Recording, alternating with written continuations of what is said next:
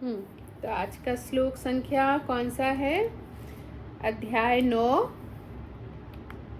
श्लोक 25।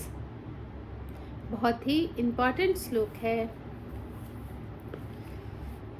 यान्ति देवव्रता देवानि पितृयान्ति पितृव्रता भूतानि यान्ति भूतेज्या यान्ति मद्या जिनोपि माम।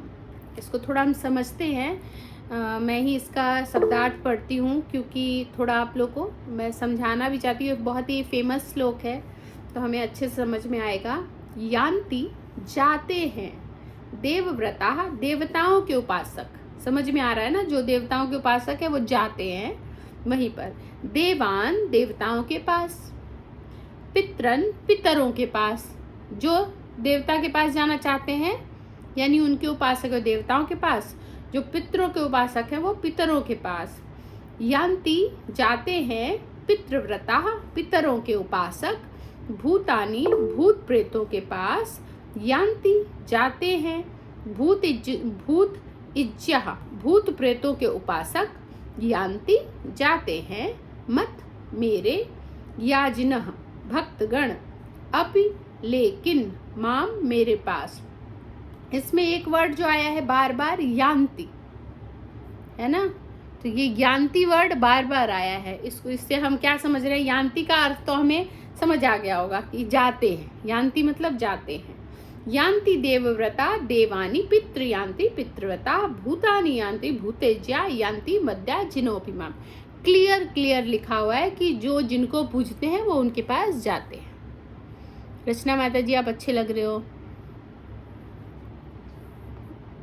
और अब इसका हम हरे कृष्णा अनुवाद में क्या लिखा है कि जो देवताओं की पूजा करते हैं वे देवताओं के बीच जन्म लेंगे, जो पितरों को पूजते हैं वे पितरों के पास जाते हैं, जो भूत प्रेतों की उपासना करते हैं वे उन्हीं के बीच जन्म लेते हैं। इतना ये सब समझ में आ रहा है तो क्यों नहीं जो मेरी पूजा करते हैं वे मेरे साथ निवास करते हैं। क्लियर लिखा हुआ है ना। आप जहाँ जाना चाहते हो, जिनकी उपासना करना चाहते हो, भगवान ने पूरी फ्रीडम दे रखी है ना। ऐसा नहीं है कि भगवान तो चाहे तो कुछ भी कर सकते हैं, तो सबके है ना मति भ्रमित कर देंगे, सबको ऐसा कर देंगे कि बस भगवान और कुछ दिखे ही ना। कर सकते हैं भगवान, पर क्यों नहीं करते? क्यों ऐसा लगता है कि भगवान की तरफ से विमुख है सब लोग? क्योंकि जबरदस्ती वाला प्रेम अच्छा नहीं लगता। नेचुरल जो प्रेम हो वो अच्छा लगता है ना। पत्नी है ना, पति बिल्कुल पत्नी की तरफ ध्यान नहीं दे रहा था और पत्नी ने टोना टोटका कुछ होता है, बहुत सारी कुछ करा दिया। अब पति जो है वो पत्नी की ओर उन्मुख है। पत्नी को उतना आनंद नहीं आएगा, वो बाद में अरे कितना कुछ जाके किया है तो अब मेरी तरफ थोड़ा ध्यान देते हैं। लेकिन कोई टोना टोटका उपचार कुछ नहीं, एक सात्विक सुचारू रूप से चलने वाला प्रेम हो तो वो रिश्ता बहुत अलग होता है ना। तो यहाँ तो भगवान की बात चल रही है तो भगवान तो ये चाहेंगे ही। तो तात्पर्य, यदि कोई चंद्रमा सूर्य या अन्य लोक को जाना चाहता है तो वह अपने गंतव्य को बताए गए विशिष्ट वैदिक नियमों का पालन करके प्राप्त कर सकता है ना। अभी हमने पीछे श्लोक में पढ़ा ना, कैसे कौन से मार्ग से हम आगे बढ़ते हैं, चंद्र से, सूर्य से, फिर कहाँ रुकते हैं, कहाँ स्टॉपेज होता है हमारा, फिर किस तरह से हम आगे बढ़ते हैं। किसी को याद है? याद है? हम उत्तरायण दक्षिणायन कौन से महीने में जाते हैं, दिन में रात में, सूर्य चंद्र, कुछ तो याद होगा। किसी को याद नहीं? सब एक्चुअली अभी हॉलीडे के मूड में थे, है ना, सब हॉलीडे के मूड में थे। चलो ठीक है, हम अगर याद आए तो आप बताना, क्योंकि वो मैं शुरू करूँगी तो वो लंबी होगी। मैं चाहती हूँ कि आप लोग बताओ। मैंने बहुत सारे हिंट्स दे दिए वैसे। चलो इसमें हम क्या कह रहे हैं कि पीछे हमने पढ़ा है कि कोई चंद्रमा सूर्य या अन्य लोकों को जाना चाहता है, वह अपने गंतव्य को बताए गए विशिष्ट वैदिक नियमों का पालन करके प्राप्त कर सकता है। जो भी गंतव्य है उसका जैसा नियम बताया गया है वैसे वैसे वो करके उसको प्राप्त कर लेगा, है ना। इनका विशद वर्णन वेदों के कर्मकांड अंश दर्श पौर्णमासी में हुआ है, जिसमें विभिन्न लोकों में स्थित दीपशिखा माता जी, आपको याद आया? हरे कृष्णा माता जी। हमने पिछले चैप्टर में पढ़ा था ना कि जो लोग दक्षिणायन मीन्स जो सूर्य के मतलब उत्तरायण में अगर मरते तो उनका जन्म मतलब वो भगवान के धाम को जाते हैं, और जो लोग दक्षिणायन मीन्स अंधेरे में, रात्रि में, धुएं के समय, उनका वो था ना कि वो वापस पृथ्वी पर आते हैं, ऐसा कुछ इसमें आएगा। और सूर्य और चंद्र के बारे में क्या था जी? अभी इतना याद नहीं आ रहा अभी। ठीक है, और धीरे धीरे याद सूर्य चंद्र तो हरे कृष्ण माता जी लगता, सूर्य चंद्र भगवान जी की आंखें हैं, और ये है क्या? मतलब नहीं, मैंने सुना नहीं सरल से, तब बोली नहीं थी। ठीक है, क्वेश्चन क्या था एक बार बताइए। मैंने इसके बारे में हमने बहुत सारी चर्चा की थी। इसका पहला लाइन है, यदि कोई चंद्रमा, सूर्य या अन्य लोकों को जाना चाहता है तो वह अपने गंतव्य को बताए गए विशिष्ट वैदिक नियमों का पालन करके प्राप्त कर सकता है। तो ये जो बताए गए विशिष्ट वैदिक नियम है, इस पर हमने अच्छे से चर्चा की थी। किसका हैंड है? रचना माता जी। यस रचना माता जी। हरे कृष्णा माता जी। उसका लेकिन कंक्लूजन हमको याद है कि जो भक्त है वो कभी भी मरे तो भगवान के ही धाम पहुंच जाता है। हरि बोल। माता जी ने मेन वाला पकड़ के रखा है, बाकी क्या करना है, कैसे जाए, कैसे करें, हमें कुछ नहीं जानना। जो मेरा काम है मैं समझ गई, बाकी का रहने दो। ये एक्चुअली यही मुख्य है, इसको तो कभी नहीं भूलना। लेकिन भक्त धीरे धीरे उसको भी सीखने का प्रयास इसलिए करते हैं, प्रचार के लिए, ताकि जो हम बाहरी लोग हैं, भौतिक लोग, वो जब सवाल पूछते हैं तो उसमें हमें उत्तर आए, हमें पता होना चाहिए क्या और कैसे। नहीं तो ज़्यादातर सब कहेंगे अरे सब एक ही है जी, सब एक ही जगह जाते हैं जी। कैसे हो सकता है? कोई चंद्रमा को पूज रहा है, कोई अपने पितरों को पूज रहा है, कोई भूत प्रेतों को पूज रहा है, कोई है ना डेविल है, विचार से ही लगता है डेविल है, बहुत नास्तिक है, बहुत है ना तमोगुणी है, और कोई शुद्ध सद्गुण में। कैसे जा सकते हैं सब एक जगह? नहीं जा सकते। जो जिनकी उपासना करते हैं वो वहां जाते हैं। तो आगे हम इसका समझते हैं। यही तो आएगा ना कि जो लोग मतलब योगी लोग होते हैं वो तो अपनी खुद तपस्या में इतने वो प्रवीण होते हैं कि वो अपने आप योग साधना से कभी भी अपने शरीर को नष्ट ये सही है, ये सही है। मैं कुछ और सुनना चाह रही हूँ जिस पर मैंने डिस्कस किया था काफी। दिन में जाते हैं वो, है ना, सूर्य और चांद, फिर सूर्य पर जाते हैं तो वो वहाँ रुकते हैं, कितनी लंबी रात, ब्रह्मा की कितने दिन, ये सब चर्चा की थी हमने। फिर वहाँ वो रुक के फिर किस तरह से वो जब ब्रह्मा का समापन होता है, क्या कहेंगे, ब्रह्मा के 12 घंटे गुजरते हैं, फिर वो प्रकाश का दिन, और फिर वो ऐसा कुछ ना पर्व वो। हाँ एग्जैक्टली, जिनको याद हो याद कर लेना। ब्रह्मा के 12 घंटे वहाँ पर हम स्टे करते हैं। फिर उसके बाद फिर हम जाते हैं ब्रह्मा जी, फिर उनको जो दिन में जाता है उनको फिर ब्रह्मा जी ले जाते हैं भगवत धाम तक, और जो चंद्र में जाते हैं वो फिर इस तरह था, फिर वो वापस आ जाते हैं, कुछ ऐसा। मैंने ऑलमोस्ट बता दिया, मुझे बस लाइन से किसको याद है वो जानना है। तो जब याद हो तब बताना, नहीं तो बाद में पढ़ लेना एक बार। इसी बहाने जब ये कथा समाप्त हो माइंड हल्का करो, उसको पढ़ लेना, कल सुना देना, ठीक है? आज नहीं सुनना आप मुझे। तो ये हम आगे समझते हैं कि इसी प्रकार मनुष्य भूत प्रेत लोकों में जाकर, यही वाला ना, हम थोड़ा आगे आ गए शायद, मैं 3rd लाइन से पढ़ रही हूँ। इनका विशद वर्णन वेदों के कर्मकांड अंश दर्श पौर्णमासी में हुआ है, जिसमें विभिन्न लोकों में स्थित देवताओं के लिए विशिष्ट पूजा का विधान है ना। अलग अलग पूजा करके लोग अलग अलग जगह जाते हैं। अब देखो, हर पूजा का विधि विधान बहुत अलग है, बहुत अलग है।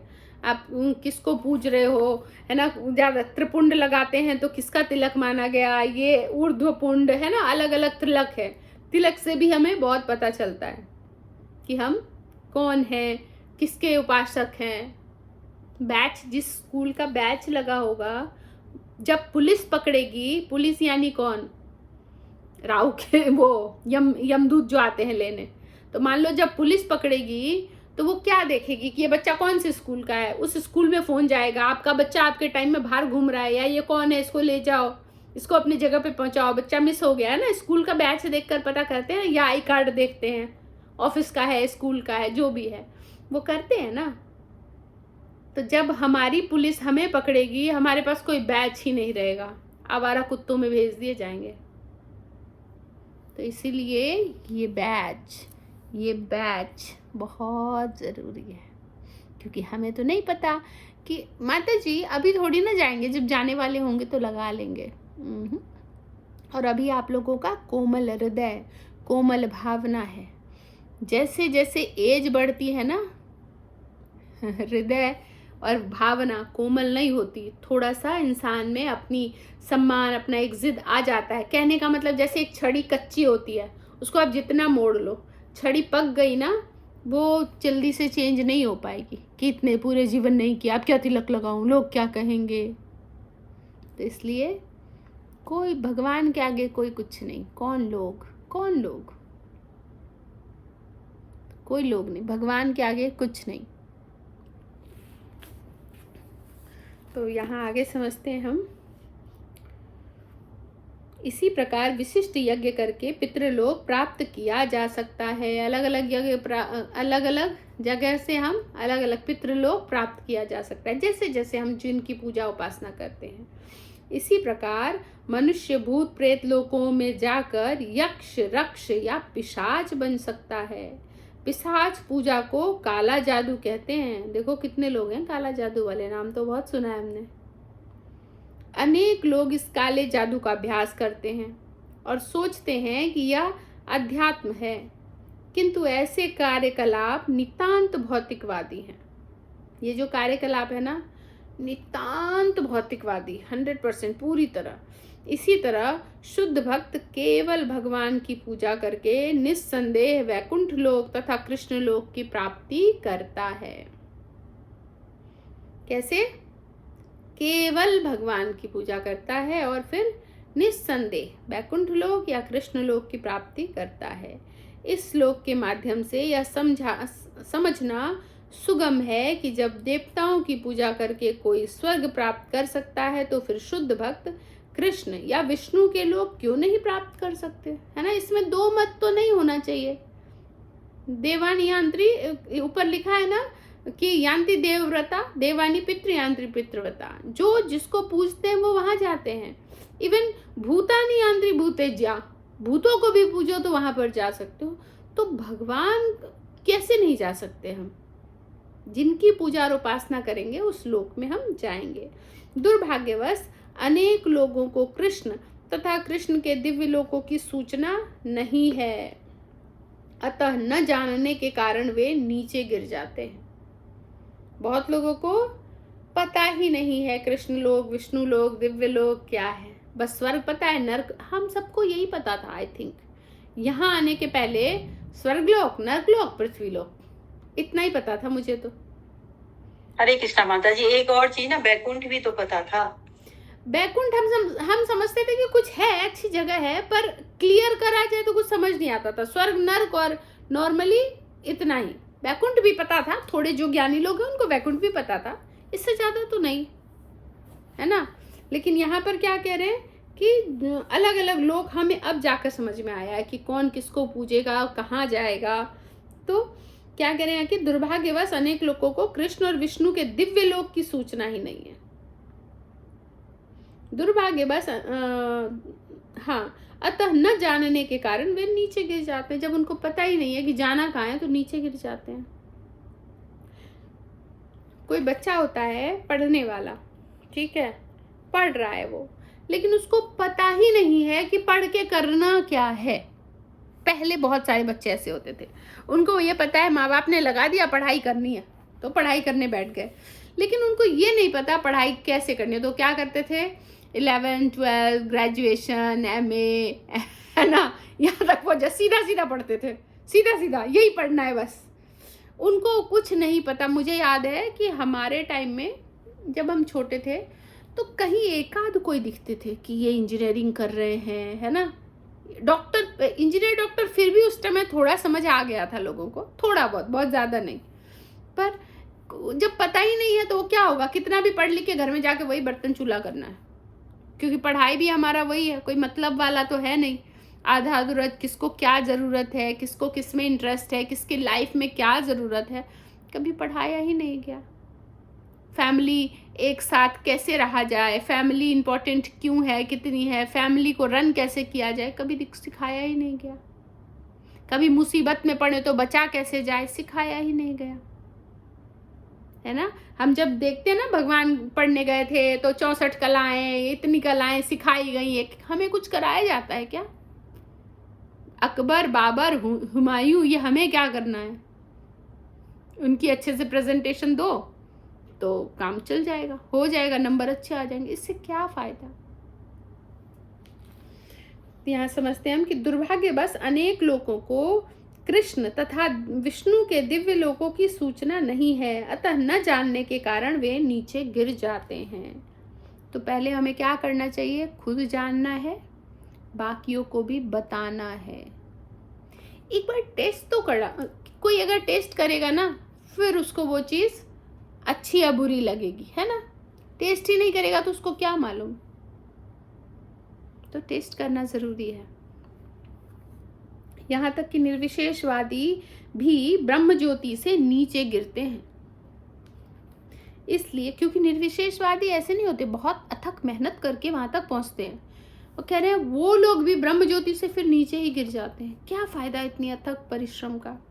इसलिए कृष्ण भावनामृत आंदोलन इस दिव्य सूचना को समूचे मानव समाज में वितरित करता है कि केवल हरे कृष्ण मंत्र के जाप से ही मनुष्य सिद्ध हो सकता है और भगवत धाम को वापस जा सकता है, केवल और केवल हरे कृष्ण महामंत्र से। हरे कृष्ण कृष्ण कृष्ण हरे हरे, हरे राम राम राम हरे हरे। बस इस महामंत्र का जाप और हम सर्वोपरि धाम, जहाँ से कभी वापस आने की इच्छा ही ना हो, जहाँ से वापस कर्म बंधन में फंसे ही ना, कभी जन्म मृत्यु जरा व्याधि सब छूट जाए, ऐसी जगह पहुँच जाएंगे। थोड़े दिन के लिए हम भक्तों का संग करते हैं ना, थोड़ी देर के लिए भी तो कितना आनंद आता है। सोचो 24/7 अगर हम उसी में रहें, सारे एक जैसे लोग, क्योंकि वहाँ तो सब छन्नी में छन छन कर आगे बढ़ेंगे। कोई ऐसा नहीं होगा कि वहाँ माता जी ये ग्रुप में डिस्टर्ब कर रहा है, ये ऐसा कर रहा है, कोई नहीं पहुँच सकता वहाँ सारे आनंद में सब एक जैसे पहुँचेंगे। कितना आनंद आएगा। हम लोग जब महीने में एक बार मिलते हैं किसी के घर में, कितना आनंद आता है। सोचो कितना आनंद आएगा वहाँ, जहाँ किसी भी तरह की कुछ भी अनवांटेड चीज़। अब बच्चे को पढ़ने में मन नहीं लग रहा, बेटा पढ़ना तो पड़ेगा। कमाने का मन नहीं कर रहा, कमाना तो पड़ेगा। बर्तन धोने का मन नहीं, करना तो पड़ेगा। वहाँ क्या मन कर रहा है हमें? अभी से भक्ति करने का मन कर रहा है, भक्तों से मिलने का मन कर रहा है, भगवान की सेवा का मन कर रहा है। वही चीज़ वहाँ भर भर के मिलेगी, है ना। ऐसा नहीं होगा कि कहीं घूमने जाना है और माता जी मेड नहीं है तो नहीं जा पाएंगे। कोई कुछ भी नहीं, जो करना है वो करेंगे, कोई बाउंडेशन नहीं। किसी का कोई प्रश्न है तो वो पूछ सकते हैं।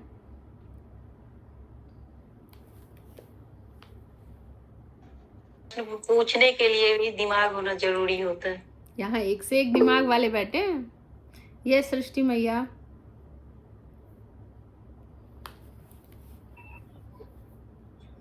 हरे कृष्ण माता जी, ये जो नीचे वाला पैरा है इसमें चौथी लाइन है, दुर्भाग्यवश अनेक लोगों को कृष्ण तथा विष्णु के दिव्य लोकों की सूचना नहीं है, न जानने के कारण वे नीचे गिर जाते हैं। यहाँ तक कि निर्विशेषवादी भी ब्रह्म ज्योति से नीचे गिर जाते हैं। निर्विशेषवादी जो होती है ब्रह्म ज्योति से भी नीचे गिर जाते हैं।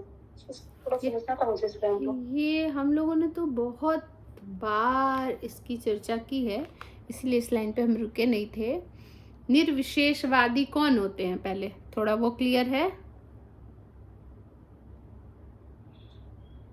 जितना पता है। हाँ, कुमारिस वाले थे यही ना? कौन? जो ब्रह्म कुमारिस वाले थे, मतलब भगवान को नहीं मानते जो। हाँ, पर ऐसे हमें किसी संस्था का नाम नहीं लेना चाहिए। है ना। पर हाँ, निर्विशेषवादी जो भगवान को साकार रूप में नहीं मानते, भगवान की विशेषता है ना, गुण, उसमें नहीं उनको मान रहे हैं, भगवान को एक बस शक्ति समझ रहे हैं। और वो लोग बहुत अच्छे लोग हैं, बहुत अच्छे लोग हैं।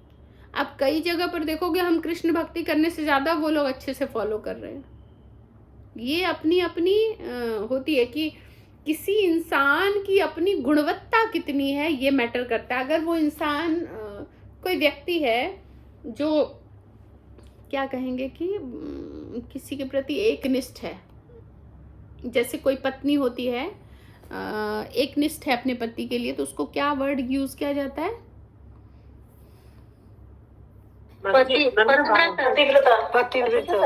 हाँ, पतिव्रता। उसका और भी कुछ, हम पति को मतलब पति ना करके कुछ पति के प्रति वफादार रहती है, जो सब वफादार कह सकते हैं हम, कि एक जो व्यक्ति है अगर वो वफादार है, स्त्री, अब उसका पति वैसा ना भी हो वो तब भी वफादार रहती है, और उसका पति कहीं बहुत अच्छा हो तब तो वफादार लाजमी है होना। पर वो उसका कैरेक्टर है कि वो वफादार है तो वो हर हाल में वफादार है। ठीक, तो वैसे ही हम समझते हैं कि आप ये ब्रह्म ज्योति की बात कर लें या वहाँ भी ऐसे बहुत सारे लोग हैं जो एकनिष्ठ है, वफादार हैं। यहीं पर एक माता जी हैं, मोर देन 80 ईयर एंड बहुत ज़्यादा फिट हैं, बहुत आस्तिक हैं, बहुत अच्छी हैं, पर वो आशाराम बापू के प्रति बहुत वफादार है, बहुत वफादार है। तो इससे क्या वो बुरी है? नहीं, वो सच में बहुत अच्छी हैं। वो अपनी संस्था के लिए जितना हो सके करती हैं, और कहती हैं क्या, अगर लोग कह दें कि हमारे पिता बुरे हैं तो हम मान जाएंगे? तो अगर सोचो कि पर्टिकुलर वो व्यक्ति वफादार है, वो अगर सही मार्ग में होता तो कहाँ नहीं पहुंच चुका होता। तो भगवान की दया कि हम वफादार तो नहीं हैं, पर हमें ऐसे मार्ग में जोड़ा है कि हम वहां से पीछे मुड़ के नहीं देखेंगे, धीरे धीरे वफादार बन ही जाएंगे। और कहीं अगर कोई वफादार बन गया तो उसकी गति, उसको ऐसा नहीं होगा कि ऊपर जाके अरे ये रास्ता तो ब्लॉक है, मैं इस गलत रास्ते से आ गई क्या, ये तो वो ये इस टनल में घुसी थी तो ये टनल बंद है, दूसरा टनल है क्या शायद, है ना, इतने लाखों करोड़ों वर्ष की यात्रा के बाद टनल बंद, अरे क्या हाल होगा। हमारा टनल फुल्ली ओपन है, हम सही मार्ग पर हैं, चाहे धीरे धीरे ही सही पहुंच ही जाएंगे। ये बहुत इंपॉर्टेंट है समझना। और ये लोग बहुत मेहनत करते हैं, बहुत मेहनत करते हैं, लेकिन फिर भी वापस आ जाते हैं। तो रास्ता सही पकड़ना बहुत इंपॉर्टेंट है। ये सृष्टि मैया, और किसी का कोई प्रश्न? थैंक यू माता जी।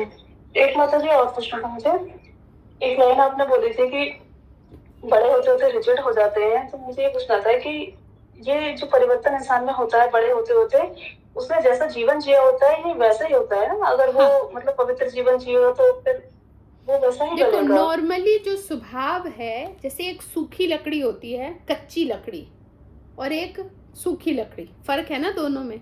कच्ची लकड़ी को आप जैसे मोड़ोगे वो मुड़ जाएगी छोटी टहनी, और जब वो सूख जाती है, हार्ड बन जाती है, उसको मोड़ोगे तो टूट जाएगी, है ना, टूट जाती है। ठीक वैसे ही एक व्यक्ति भी जो आप अपने शरीर से ही देख लो, एक 5 साल का, एक 1 साल का बच्चा और एक 50 साल का या 100 साल का पुरुष या स्त्री, है ना, वो मुड़ा नहीं जा रहा, अरे नहीं, गर्दन भी पीछे करो, नहीं थोड़ा ये है, उधर नहीं हो रहा, मुड़ रहा है तो नहीं हो रहा, अकड़ी हुई रहती है शरीर। नॉर्मल भी होता है, स्वभाव होता है, हम सबका होगा। हम सब भी बच्चे थे तो बहुत फ्लेक्सिबल थे, और धीरे धीरे होता ही है। तो उसमें यही समझना है कि धीरे धीरे ये होगा ही, तो जितनी जल्दी हो जाए। हाँ, उसमें भी फिर एक भक्त होता है ना, वो हमेशा पोलाइट होता है। क्यों होता है? क्योंकि भक्त क्या कर रहा है ना, हाँ, भक्त क्या कर रहा है कि सीख रहा है, सीखने की कगार पे है, और वो धीरे धीरे भगवान की सेवा करते करते करते करते अपने हृदय का मार्जन करते करते वो विनम्र हो जाता है। लेकिन सेम वही विनम्रता, वही सेवा, वही भावना, सब अगर वो 1 वर्ष की अवस्था में, 5 वर्ष की अवस्था में करता, कुछ अलग लेवल पे होता। ठीक, ऐसा होता है। तो हाँ, अभी जो हम लोग लकड़ी सूखी है, अभी कुछ भी कोई बताता है तो अच्छा जल्दी से समझ में नहीं आता, क्योंकि कोई एक बताएगा हम पीछे से 50 सोच लेंगे। ऐसा नहीं होगा, ये होगा, वो होगा, वो होगा, जैसी हमारी जर्नी बीती होगी, है ना, जैसी जर्नी बीती होगी वैसा हो जाते हैं हम। क्लियर है? ठीक, थैंक यू माता जी। अब किसी का कोई प्रश्न नहीं है? 1 2 3, ठीक है, मैं ये ऑफ कर देती हूँ।